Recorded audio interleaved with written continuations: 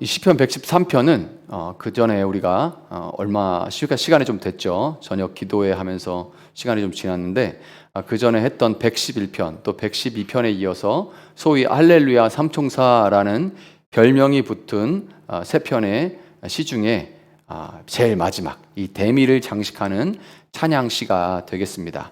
낮고 천한 자를 돌보시는 하나님의 초월 그리고 내재, 초월성과 내재하심을 노래하고 있는 할렐루야 하면서 노래하고 있는 찬양시예요. 스스로 자신을 낮추셔서 우리 가운데 오셔서 역사 속에서 실제로 우리에게 은혜를 베푸시고 궁극적으로 사람으로 성육신하신 예수 그리스도를 통해 완성되는 이 구속사적인 본문이 바로 오늘 본문이 시편 113편이 되겠습니다. 자, 1절부터 3절을 먼저 보면 이렇게 돼 있죠. 할렐루야로 시작하면서 주님의 종들아 찬양하여라, 주님의 이름을 찬양하여라 이렇게 시작을 합니다. 주님의 이름을 찬양해야 될 시간과 공간, 그리고 그 시간과 공간이 어떻게 확장되어야 되는지를 지금 맨 처음에 선포하면서 시작하는 거예요. 자, 여기서 찬양하는 주체가 누구예요? 할렐루야, 주님의 종들아 찬양하여라 그러죠. 찬양해야 될 그 대상, 찬양해야 되는 사람들, 주체는 주님의 종들입니다. 주님의 종들이라는 얘기는 누구냐면 하나님을 인정하고 하나님을 주인으로 인정하고 그 주인이신 하나님이 다스리시고 이 땅을 다스리시고 통치한다는 것을 인정하는 사람들이 주님의 종들이죠. 이 주님의 종들이 온 마음을 다해서 응답하는 그 하나님의 다스리심에 응답하는 전심의 예배를 할 것을 지금 시인이 선포를 하면서 시를 시작을 하는 겁니다. 자, 2, 3절을 보면 지금부터 영원까지 주님의 이름이 찬양을 받을 것이다. 해 뜨는 데서부터 해 지는 데까지 주님의 이름이 찬양을 받을 것이다. 아멘. 이렇게 돼 있어요. 자, 여기에 아까 처음에 말씀드린 것처럼 시간과 공간이 이제 확장되는 것을 우리가 볼 수가 있는데요. 자, 찬양은 특정한 시간이나 공간에 갇혀서는 안 되죠. 갇힐 수도 없고 갇혀서도 안 됩니다. 그래서 영원이라는 시간이 지금 여기에 기록이 돼 있어요. 시인이 영원토록, 영원까지, 지금부터 영원까지라고 기록을 합니다. 자, 그리고 또 공간적으로는 어때요? 시간은 지금 어떤 특정한 순간에만 매여서는 안 된다. 그러니까 지금부터 영원까지고, 공간은 어때요? 전 지구적인 공간을 얘기하죠. 지구를 넘어서 우주를 얘기하는 겁니다.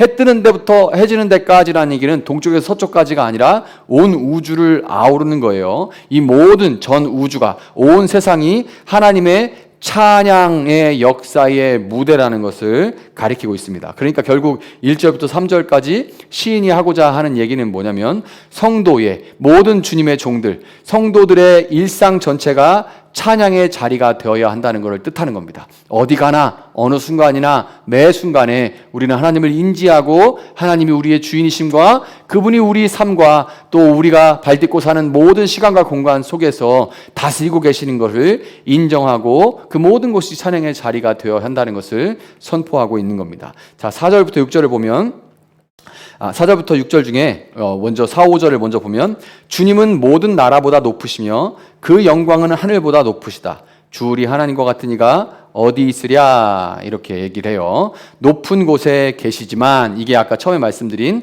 하나님의 초월성입니다. 하나님은 모든 나라보다 높으시고 또 하늘보다 물리적인 하늘보다 훨씬 높으시고 영광스러운 절대적인 주권자이시죠. 인간의 생각, 인간의 판단, 인간의 지각으로는 감히 측량할 수 없고 헤아릴 수 없는 어미하심과 장엄하심을 가지고 계신 분입니다. 그런데 이 하나님이 반전이 있어요. 6절에 보면 반전이 나옵니다. 이 시의 가장 중요한 부분이 어디냐 그러면 이 6절이죠. 6절에서 반전이 일어납니다. 스스로 낮추셔서 하늘과 땅을 두루 살피시고 이렇게 시인이 얘기합니다.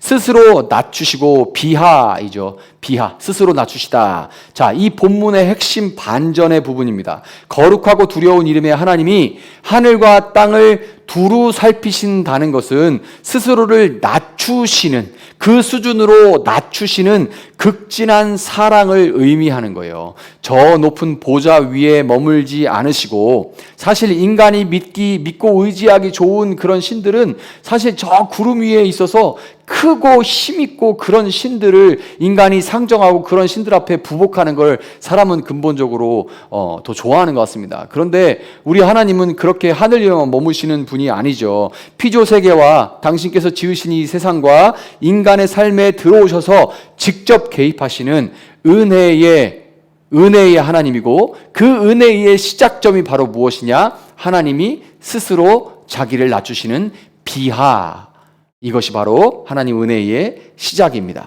자, 7절부터 9절을 보면 이 비하, 자기를 낮추셔서 은혜를 베푸시는 하나님이 어떻게 은혜를 베푸시는지가 조금 더 구체적으로 기록이 되어 있어요. 7절, 8절을 보면 가난한 사람을 티끌에서 일으키시며 궁핍한 사람을 거름더미에서 들어 올리시며 귀한 이들과 한자리에 앉게 하시며 백성의 귀한 이들과 함께 앉게 하시고. 아멘.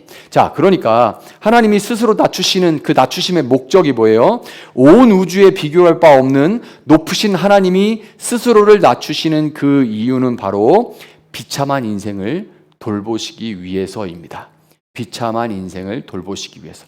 비참한 인생을 진정으로 돌보시기 위해서는 비참한 자리로 내려와야 되기 때문에 비참한 자를 돌보시기 위해 스스로 하나님은 낮추시는 거예요. 하나님은 가난한 자의 티끌과 궁핍한 자의 거름더미라는 가장 낮고 소외된 삶의 현장까지 친히 내려오시는 그런 하나님입니다. 사회적으로 사회적이고 영적인 신분을 또한 바꿔주시는데요. 그 사회적이고 영적으로 소외를 겪으면서 절망하는 자들의 그 백성들의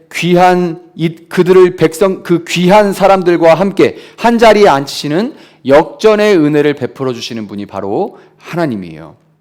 이집트의 노예였던 이스라엘을 구원하셨듯이 하나님은 스스로를 낮추셔서 인간 세상에 개입하심으로 시간과 공간 속에서 실질적으로 은혜를 베푸사 언약 백성들, 당신의 백성들의 신분을 회복시키시고 돌보시는 그런 하나님이에요. 그래서 하나님은 스스로를 낮추셔서 이렇게 구체적으로 은혜를 베푸시는 그런 하나님입니다. 자, 9절에 보면 아이를 낳지 못하는 여인조차도 한 집에서 떳떳하게 살게 하시며 많은 아이들을 거느리고 즐거워하는 어머니가 되게 하신다. 할렐루야 하고 마무리를 하는데요. 자, 이렇게 사회적이고 영적인 신분을 회복시켜 주시고 역전시켜 주시는 하나님이었죠. 그분이 하나님이 자기를 낮추셔서 당신의 백성들을 이렇게 돌보셔서 사회적이고 영적인 신분을 회복시켜 주십니다. 또 무엇을 회복시켜 주시냐? 생명과 기쁨을 회복시켜 주시는 분이 바로 하나님입니다. 고대 사회에서 저주와 절망의 상징이었던 아이를 낳지 못하는 이 불임 여인에게 한 집에서 떳떳하게 사는 어머니의 즐거움을 허락하신다. 하나님이 내려오셔서 스스로를 낮추셔서 어머니의 즐거움을 느끼게 해준다라고 해요. 그러니 하나님은 단절된 생명을 회복시키시고 절망을 소망으로 바꾸시는 주님의 이 신실한 언약적인 행동을 보여주시는 그런 하나님이라는 것을 우리가 알 수가 있는 겁니다. 자, 그래서 이런 하나님을 시인이 찬양하고 있는데, 이 시인이 시편 113편에서 노래하는 이 모습을, 이 노래를 우리는 그 누구보다도 더 감격하게, 더 구체적으로, 더 풍성하게 누릴 수 있는 존재들입니다. 예배 공동체는 높으신 하나님이 우리를 위해 스스로 낮아지셔서 구체적인 은혜를 어떻게 베푸셨는지를 기억하는 공동체입니다. 그래서 예배 공동체, 믿는 자들의 공동체는 기억 공동체예요. 하나님께서 우리에게 베푸신 그 은혜가 어떠한가를 기억하는 공동체가 바로 예배 공동체, 곧 교회입니다. 시인의 이 시편에서의 고백은 궁극적으로 가장 높은 보좌를 버리고 우리와 같은 티끌 같은 인생, 그리고 거름더미 인생 가운데